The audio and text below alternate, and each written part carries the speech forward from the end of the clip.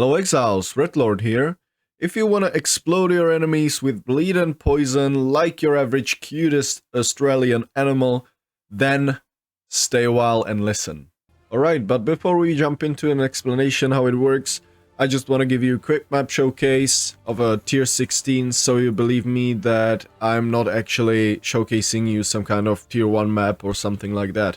Alright, this will do, 45% more monster life, let's go. Alright, we're in the map, 80% more monster life. I think that'll be good enough for the showcase. As you can see, it is working. Let me just, you know what, let me just scoop up a bit of monsters in one pack.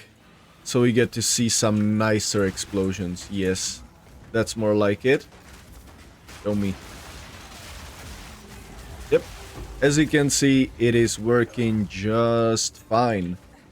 And pretty much all of it is just poison and bleed from Wind Dancer. That's gonna initiate the whole chain.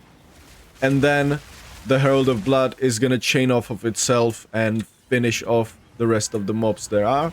And the good thing is, this chain reaction from the Herald of Blood really helps. As you could have seen right here, the enemies were basically running into those that were already dead, and they were not in a range where Herald of Plague would basically spread the poison on them.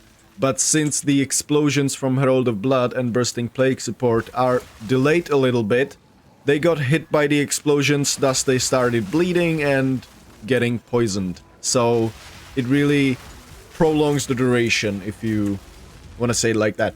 But yeah, I believe that was enough for the map showcase. And now, to save time and get to the explanation itself. Alright, so how the hell does it work?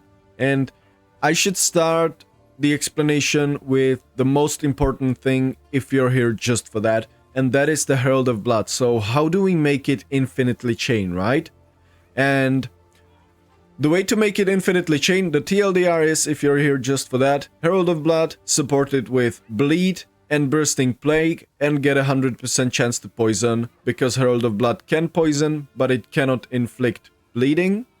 And Bursting Plague, I believe, cannot inflict poison, but can start bleeding. So it's gonna ping pong between these two skills all the time. Basically, Herald of Blood's gonna proc on a bleeding enemy. You need a skill to initiate the bleed with, so it's gonna proc on a bleeding enemy. Then it's gonna be inflicting poison. Poison after the enemy dies, it's gonna create Plague Burst Explosion. And the Plague Burst, thanks to Chance to Bleed support, is going to be able to bleed. And that bleed, after the enemy dies, is gonna proc Herald of Blood again. And the cycle repeats. Herald of Blood's gonna proc Bursting Plague's gonna proc Herald of Blood. And infinitely repeats as long as there are enemies on the screen. That's the TLDR. Now let's get to the more detailed explanation. So, you absolutely need 3 skills. And maybe 2. Technically the Infinite Chain doesn't require Herald of Plague, but I would recommend, absolutely recommend 3 skills. And that is Herald of Blood, Herald of Plague. Herald of Blood is of course necessary. So Herald of Blood, Herald of Plague. And then Wind Dancer if you want to go AUTOBOMBING. And if you don't, then you can do anything else. Just, you can do this setup on anything else. You can do it on your basic attack. You can do it on your spear throw like I was doing for a couple of maps or something. You can do it on anything else you really want to. Just need to make sure that it's actually a skill that has enough damage so it applies some decent poisons. But yeah. So the explanation, Herald of Blood. How does it work? Just like I said, Herald of Blood cannot inherently bleed, inflict bleeding. That's how it usually works with these skills that proc off of something. They usually cannot inflict that something, so they don't infinitely chain with itself, right? Because if Herald of Blood would be able to inflict bleeding, then you would just support it by Chance to Bleed support, and you would get infinite chain of explosions of Herald of Blood. You would just scale AoE, and it would be even worse than during the launch, the double heralds chaining off of each other. But yeah, It cannot bleed. Keep that in mind. It cannot bleed. However, it doesn't say anything about poison, right? It doesn't say anything about poison. Since it doesn't have anything to do with poison, it can inflict poison. That's why I'm using poison 3 support to get the chance to poison, and also to get me to 100% chance to poison, I'm using Jewel Sand on a skill tree. But yeah, it can poison. And what can poison do? Poison can do Bursting Plague, right? What is Bursting Plague? Bursting Plague, TLDR is, Bursting Plague is poison version of Herald of Blood with a slight delay and a slight cooldown, right? But it functions pretty much the same.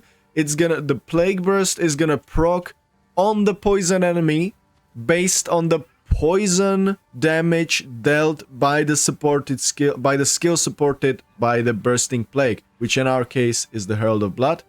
And that Plague Burst is gonna do a physical damage explosion equal to 100% of the plague on basically the enemy dying, the enemy death. The plague has a cap of damage of 20% of Mormon's of enemy's maximum life. So basically, if you do enough poison damage with your Herald of Blood, it's gonna be doing 20% of enemy's maximum life as physical damage explosion. And since this physical damage explosion based on poison is physical damage, it can then inflict bleeding. However, it of course cannot inflict poison, I believe, at least from what I've tested, but it's quite hard to test these things without target dummy. That's just, things like these are the whole reason why I would like target dummy in the game. I actually don't care that much about, oh my god, just higher number, give me higher number, but I care about testing stuff like this, you know? But yeah, back to the topic. The Plague Burst is a physical damage explosion. I believe it cannot inflict poison, but it can inflict bleeding. Thanks to our Bleed 3 support, it has a 100% chance to inflict bleeding, and that inflicted bleeding is gonna proc Herald of Blood again. And Herald of Blood again is gonna proc Bursting Plague again because of our chance to poison. And if the enemy is poisoned and dies, it's gonna bleed with the Bursting Plague explosion with the Plague Burst and proc Herald of Blood. And this infinite cycle repeats as long as there are enemies on the screen. Makes for a really juicy breach clears. And if you enjoy Simulacrum, then go ahead. I did a Simulacrum yesterday and I thought I'm gonna fall asleep. I just hate the content, but yeah, that's just different topic for different day. Other than that, Herald of Blood, absolutely the two main supports you have to be using is Herald of Blood linked with Bleed 3 and Bursting Plague. Or technically not Bleed 3 if you somehow manage to get 100% chance to inflict bleeding. But yeah, I don't think you're gonna do that, so just use the support. Then I'm using Poison 3 for the similar to the bleeding, but yeah, just to give me the 60% chance. And actually the 20% more magnitude of poison inflicted on bleeding enemies happens a lot because there's lots of overlapping Herald of Blood explosions with the amount of monsters there is in Breach, for example. So actually it's gonna proc the 20% more magnitude of poison, and also Herald of Blood aggravates the bleeding, and the aggravated bleeding deals 100% extra damage, right? And yep, that sometimes happens because it has 62% chance to aggravate bleeding, and since there's lots of overlapping explosions, there's a good chance that one enemy is bleeding and enemy next to that enemy explodes with Herald of Blood explosion, thus aggravates the bleeding on the other enemies. It is, you might think that it is not happening a lot, but it's especially visible when there's rare enemies on the screen. Basically all the small, like all the small mobs are gonna die, and they're gonna be, by the explosion, they're gonna be aggravating the bleeding on a rare enemy, which just, I usually don't even have to use Rake for rares. I just walk. Then we're using Escalating Poison here, and while we're using it, it's because of target can be affected by +1 poison, and I'm also taking +1 poison here on the skill tree, and that is really good because this enables you to inflict like up to 3 poisons with the skills on an enemy, right? So that really helps us big time, even with the less duration downside, because Herald of Blood is just its own base flat physical damage, as you can see on the explosion here, and it doesn't scale with your weapon whatsoever. You can have the best weapon in the game that with the most triple tier 1 physical damage modifiers, and it's gonna do nothing for your Herald of Blood, but it still scales with damage as extra modifiers. So if you get, for example, damage as extra physical, it's gonna scale the Herald of Blood damage, and also with generic increased attack damage modifiers, or just plus levels modifiers, as you can see, it also scales, but you have to use the Perfect Essence of Battle for that, because it doesn't have a melee tag, it doesn't have a projectile tag, it's just an attack tag, so only Perfect Essence of Battle works for that. And yeah, this really helps us inflict 3 poisons basically immediately. As I said, breaches or any other content, really, there's lots of monsters all of the time, and you're gonna be overlapping these explosions of Herald of Blood like a madman, so there's immediately gonna be 3 poisons on the enemy, and 3 poisons means bigger plague bursts, right? Because it scales off of all the poison damage inflicted by the supported skills, which is Herald of Blood, and it doesn't scale with just 1 poison, it scales with all of them. And yeah, lastly, Deadly Poison for more poison damage, and that's the whole Herald of Blood setup. Herald of Blood, chance to bleed 3, Bursting Plague, Poison 3, Escalating Poison, and Deadly Poison 2. Then we come to Herald of Plague, and what Herald of Plague does, there's one reason and one reason only why we're using it: spreads poison. Easy as that. Literally just for one reason, it is spreading poison. And keep in mind an important thing about Herald of Plague. It's not like in PoE1 where you spread all the poisons on the enemy. It's just one most damaging poison that gets spreaded. And why is that important? That's important because our other setup. As I said, Herald of Blood doesn't deal that much damage. That's why we're helping it with multiple poisons. But even if you spread the poison with Herald of Plague, it's gonna be if there's 3 poisons on the enemy from Herald of Blood, it's gonna spread only 1 poison, not all 3. It's gonna spread only 1. And what can happen on tankier mobs is that the duration of the poison is gonna expire before the poison kills the enemy. Thus, it's gonna break your chain, because even if it would be killed right after with bleeding, it would just not proc your Bursting Plague explosion. Yes, there's a chance that Herald of Blood would save you, but just in case, I'm using the Wind Dancer setup with completely basically same skills as I'm using on the Herald of Blood, almost. The only different support is I'm using Corrosion, because I'm Iron Reflexes and I'm converting Evasion to Armor, so I want Armor Break so I can proc my Scavenged Plating. And on the Herald of Blood I'm using Escalating Poison. But on Wind Dancer it doesn't matter, because Wind Dancer actually hits quite a lot. I didn't know, but it has a melee tag to it, which means my skill levels from gloves are scaling it, my skill levels from an amulet are scaling it, my spear is scaling it because it's an attack, thus make it level 28, and it inflicts some decent poison. As you can see, it has 296 damage effectiveness, right? And that's not bad, plus 50% more damage built in per stage, and it has 3 stages, I'm not sure at the moment, 3 maximum stages. So yeah,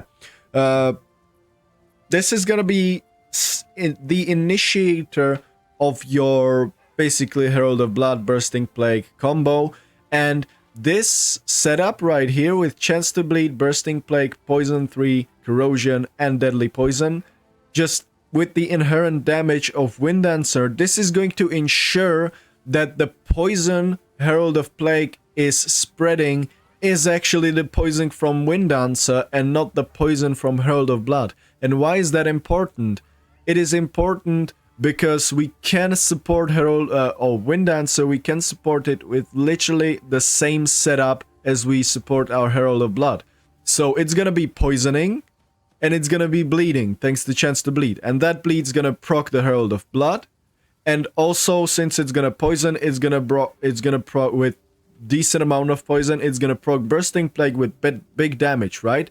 And Bursting Plague with big damage means it's gonna inflict big bleeds, and big bleeds means big Herald of Blood poison. So yeah, technically you might be thinking, alright, but if you're using literally the same setup, isn't it useless to use the same setup on Herald of Blood too? It is not really. And the reason why is, sometimes, as you could have seen in the showcase, monsters are not gonna be in range of Herald of Plague.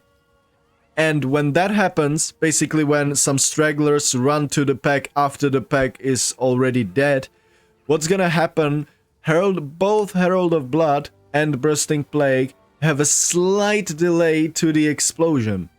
And that's gonna just make it feel a bit better. The delay of the explosion is actually good for these situations, because the monsters running up to the dead pack are gonna get bled and poisoned by Bursting Plague and Herald of Blood thanks to the delay, right?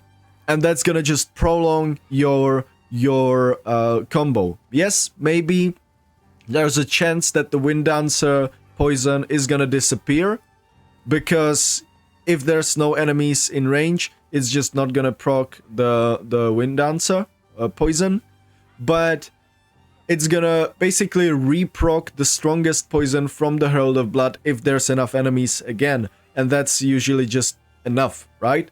So I really like this setup for both, and also the Herald of Blood just makes it really comfy for single target, and now I mean single target rares. For example, in Abysses, I usually don't even have to use like any rake or something on Abysses, on Abyss rares, just because of Herald of Blood. It inflicts 3 poison. Yes, 1 poison is gonna be inflicted by Wind Dancer, and 2 additional poisons are gonna be inflicted by Herald of Blood, and it's just gonna be aggravating the bleeding, and it's just gonna kill the enemy just like that.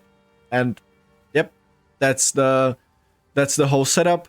You can use the Wind Dancer setup on anything else. I was using it on my spear throw for a while because, I don't know, I wanted to test it. It worked perfectly. You can use it on your spear stab if you really want to. You can do anything, and things like this just really makes me feel like, yeah, there's a lot of stuff in terms of builds in PoE2 that is just not discovered yet, and it's just waiting there to be discovered, and I love that feeling. So yeah, this is the Infinite Herald of Blood chain loop, and yeah, thank you guys very much for watching. See you in the next one.